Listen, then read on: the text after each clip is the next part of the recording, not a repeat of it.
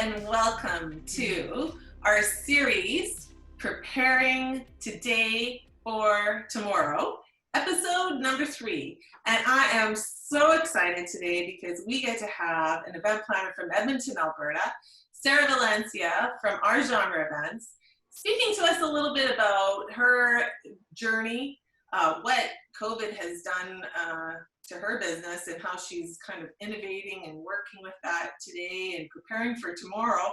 And I'm really excited to hear about some of the innovative ideas that she's been implementing in her business. So welcome, Sarah. Thank you, Angela.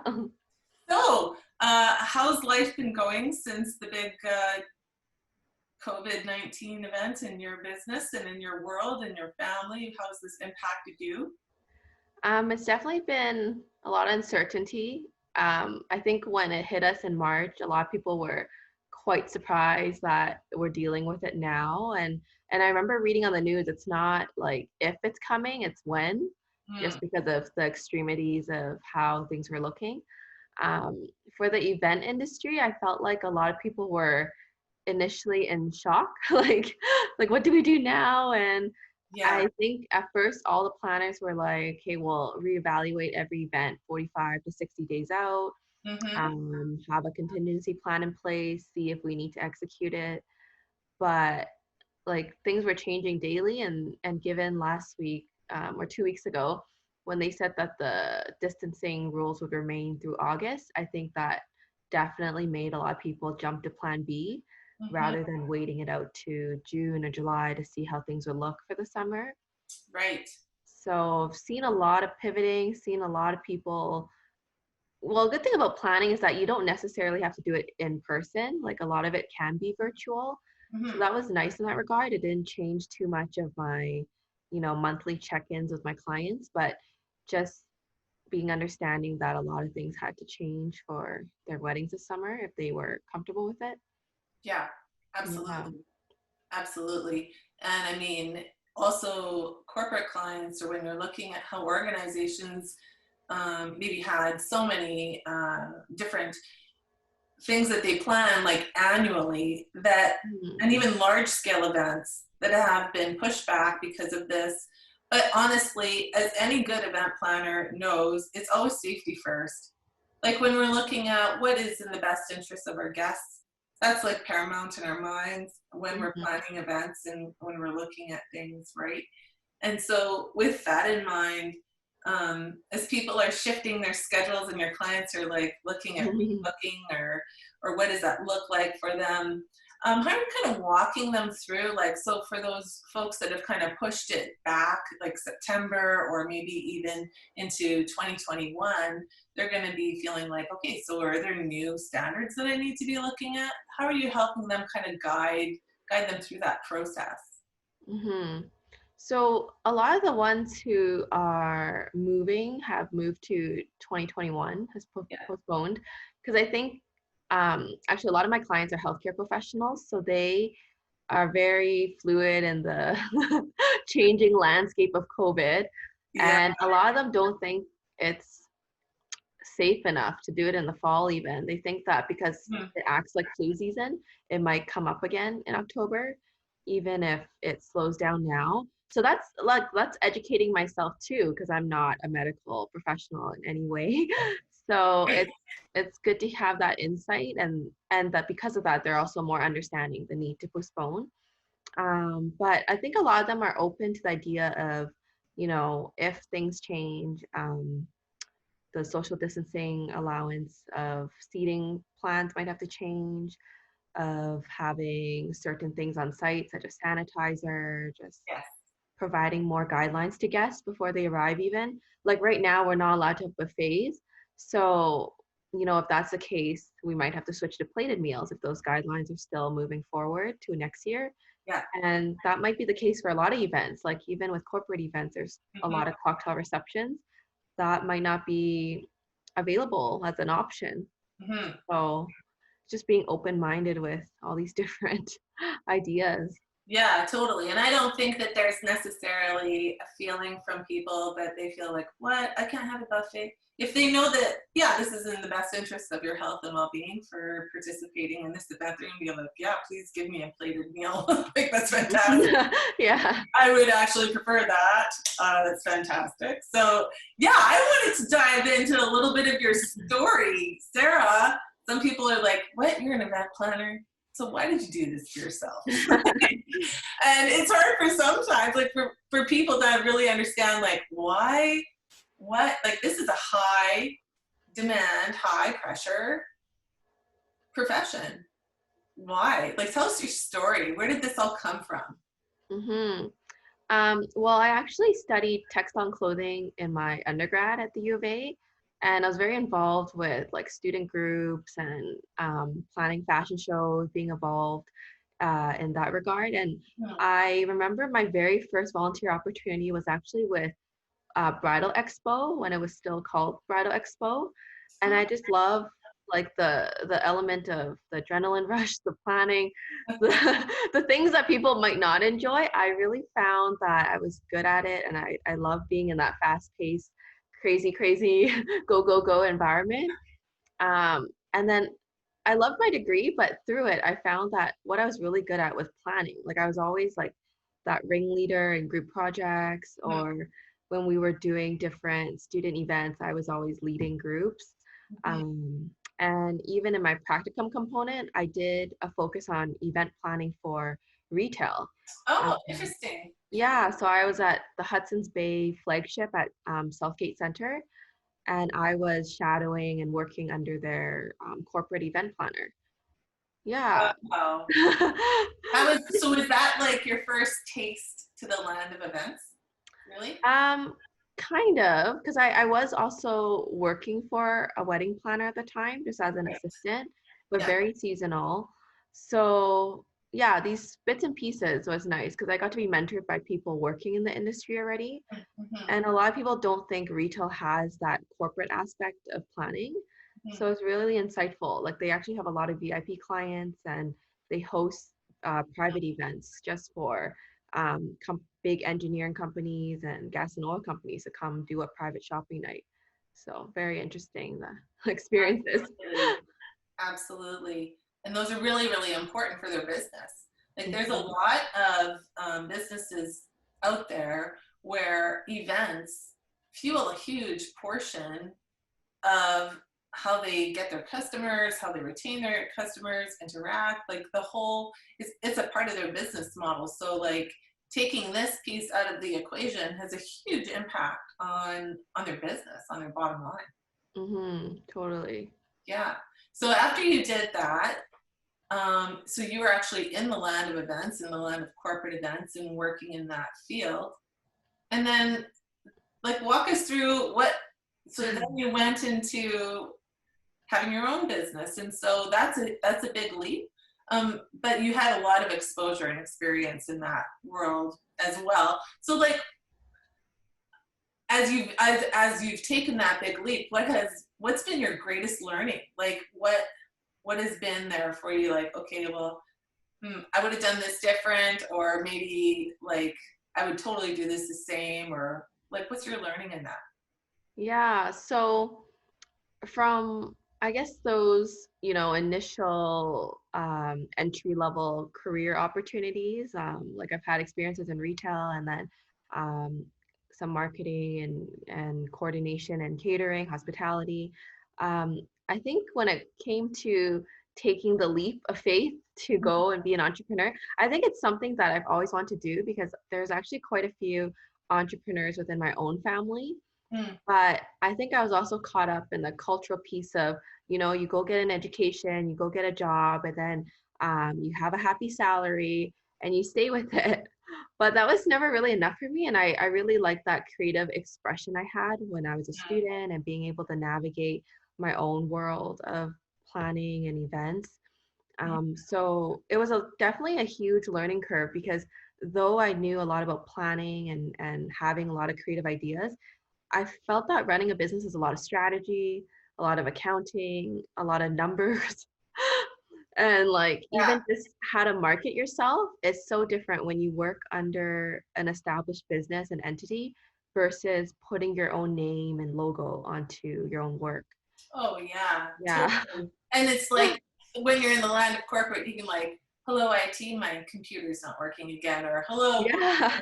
I think I might have a legal issue. And when it's you and you're the entrepreneur, it's your business, it's like, I'm just gonna phone myself. Yeah. Like, hello, what am I gonna do now? I have no clue. Mhm. Where can I get help in that support? And yeah, like I know it can feel a little bit like you're on the journey by yourself. Like you're in the middle of a big ocean, you're going, hello. Mhm. But it's nice to be able to have a community around you and those people, like you were saying, in your family, there are lots of people that went through that entrepreneurial journey. Did you ever have any of them come alongside, or anybody come alongside in your journey to kind of say, hey, you got to do X, Y, and Z, or you need to look for this or look for that, or any of that? Not so much because like I have an uncle in IT, so it's a very completely different industry. Um, but it was actually interesting because it was through my own wedding that he actually saw the quality of my work and he was like, "Oh, I should connect you with people to do events." Like he just never connected the dots, and maybe sometimes that's like a family barrier. Like you know what someone does, but you don't really know what they can do Yeah, until you see it in person. But I also found a lot of mentorship through just people in the industry, yeah, especially in planning. I think once you're an established planner, some people pivot to the education realm. So yeah, they offer courses or they offer webinars to help you learn more about a certain area of running a business. yeah. Yeah. Yeah. And I think like what you're saying is you just love being in the middle of it all. Like and planning. I've looked like your designs are beautiful. Oh, They're thank just you. so they're just so there's something to be said about less is more. Like just being really intentful when you're looking at, okay, what's the experience I'm trying to create for the guests? Like what does my client want? What's their end goal? And so as you're guiding your customers and your clients through that journey, that must really to kind of like give them that perspective. Do you ever have those moments where they go, oh, I never really thought of that? Yeah, I think through my different career outlets, I learned a lot about logistics and what makes sense and is practical. So I think that aspect of training really helps to ground the creative head in the clouds kind of perspective. So sometimes when I tell clients a certain idea, I also tell them the practical logistic side of it. And a lot of times I hear, oh, I would have never thought of that. Or oh yeah, I never considered that we need a certain amount of spacing so there's no bottleneck around the guest like sign in table kind of thing. Yeah, So yeah, everything does come into play. yeah, totally.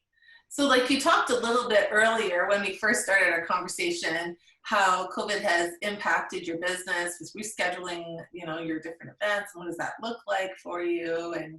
And a little bit like, so maybe we're not having 8 people around the table, maybe it's 6 people around the table, and it's plated meals, we're not doing buffet.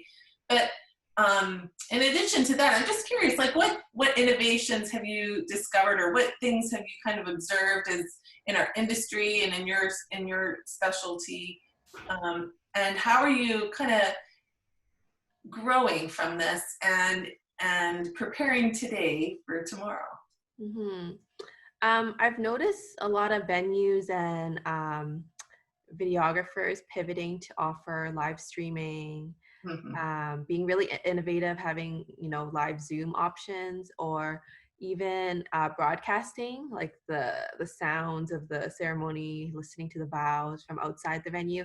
So I think that's really creative, and I think that not only is it good for the now, but that could be something an extension of an add-on or a service provided for future wedding days or future event days. um, for me as a planner, I find I'm also trying to learn more about technology and figuring out different aspects of that, because a lot of times you know, I just recommend a videographer, I just recommend a DJ, and they take care of everything, which is marvelous. But also understanding how that works for myself is good to know, especially when people may not have that budget to do it all through different vendors. Mm-hmm. Yeah, absolutely. I think that's a huge trend. I don't think that's a trend that's going to leave. Yeah. That live streaming. I've kind of talked about that myself too, and that's been an observation I've made where it's like this idea of just live. I think I think that's going to be maybe limited, and that will be something maybe people do as well. But this idea of either virtual or blended, where it's live and streamed, so that people, if they can't attend, they can still participate. Mm-hmm. There's another level, and as well, it's that idea of venues where they maybe had capacity for 500 people. Is it still 500? Is it maybe 300 or whatever that number is, to factor in Really? that distancing? Exactly like what you're saying. Totally. Yeah, I can see that. So when you're looking at working with clients going forward, like how are you factoring that in, and how are you having those discussions with them? I think it's providing a awareness. Like even with inquiries coming in, I would definitely let them know that the COVID situation really depends when you're comfortable having a wedding date and what kind of wedding you want. There are definitely going to be, I'm sure, guidelines moving forward from Health Canada and our Alberta government. Mm-hmm. So it's just keeping them informed. And I think as long as they're informed, they're very open-minded, because it's no one's fault these things are happening. And so we're just navigating as we go. Like just like how I see couples being creative and just having a backyard wedding. I think if their core value is just wanting to get married and move forward with the relationship, they'll make it work. Yeah. And so I think a lot of times people rather have a wedding than not have one. And they'll just try to meet the guidelines to the best as they can. Yeah, absolutely. And in the land of corporate, I've noted a lot of virtual events or Mhm. the virtual happy hours, or Yeah. a lot of webinars. A lot of webinars happening. But you know what? There's different ways that we can bring in interaction into the webinar scene, and it's going to be really interesting to see how we can make a new offering, how this is all going to evolve, and some of the new innovative ideas that are going to start to spring up from all of this too, right? Mm-hmm. Yeah, Yeah, that's definitely. awesome. So moving forward for you, what does your 2020 look like, your 2021? How are you moving forward? What are you doing? Well, it's like so drastic overnight. Like my 2020 is so clear. Actually, like I had planned to go on vacation to Asia this month, to Thailand. Oh, oh, So yeah, obviously I have a flight credit now. I could dream about my next trip. yeah. So it was supposed to be a quite empty month, but I'm just getting comfortable that now it's not because I intended for it. It's because nothing can really happen outside my home. So Yeah. keeping busy with old passions like cooking and crafting, that kind of thing. Um, for this summer, I do have a handful of ceremonies for couples who are comfortable moving forward. I hope to start just planning ahead for fall, if there's, because usually fall is when like the next wave of small business or corporate events come up. So seeing what opportunities there may be if things are looking better on the landscape. Um, yeah, and just kind of pivoting for 2021, learning new ways to manage my business. I'm taking some SEO courses, trying to find new leads in different ways. In a way, it's like a blessing to have this downtime to work on the administrative and back end of the business, because sometimes we're so Yeah. focused on driving the business forward and bringing in traffic that we forget we can make it better and work on things that don't work so well. Yeah, absolutely. Absolutely. So, any new hobbies? Have you come up with any new hobbies? New online um, yoga classes or anything like that? like personal, professional, or Yeah, personal. What you been up to? been doing a lot of walks. Like I have a energetic dog, so we try to, like, we're kind of bored of our neighborhood, so we've been driving to different areas of the city and taking walks that way, exploring new places in that regard. Yeah, absolutely. Discovering new neighborhoods for sure. I Yeah. love it. So if you had, just to wrap things up, if you had a word of advice that you'd want to share with the other people in our industry that are kind of like feeling maybe, I'm not too sure what to do or where to go, like what would be your advice to them? Um, I think the first word is like perseverance when it comes to mine. I think because this is a landscape that's unprecedented for all of us. So we're all struggling, but we're all growing at the same time, learning new things about it and navigating it. And like, it's really sad to hear when certain businesses are, letting go of their lease or not proceeding anymore because of COVID. So I think perseverance is a word to kind of cover all that. Mm-hmm.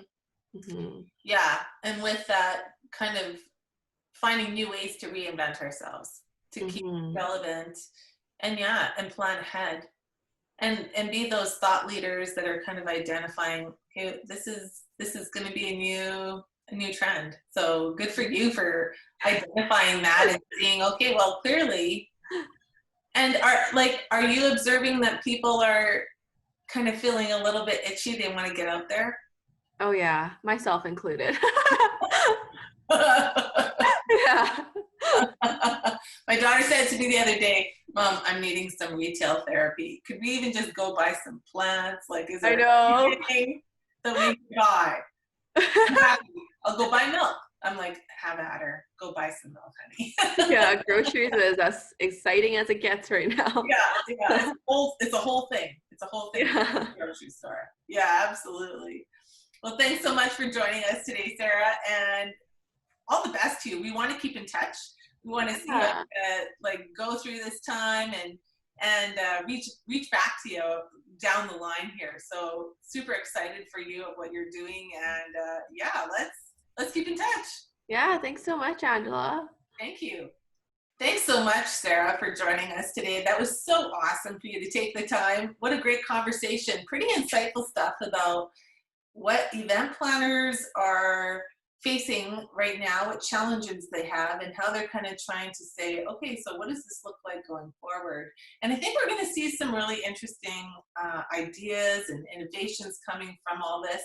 I know it's still pretty early and pretty fresh for people as they're trying to navigate things.